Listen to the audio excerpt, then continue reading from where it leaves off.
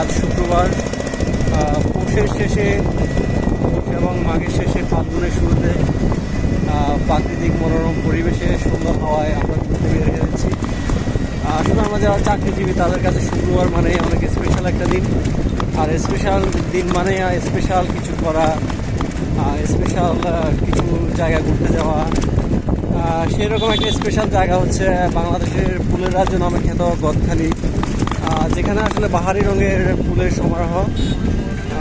আসলে এই ফুলগুলো না দেখে বোঝা যাবে না আসলে এখানে ফুলগুলো কত সুন্দর। আমরা বেশ কয়েকজন কলেজ মিলে যাচ্ছি। আমাদের সাথে আছে আমাদের কাইম ভাই, আর হচ্ছে আমাদের প্রান্ত আছে, গাদ্দাফি আছে, আর হচ্ছে আফিয়ার আছে। তো আমরা আসলে শুক্রবার হলে আমরা বিভিন্ন জায়গায় চলে যাই।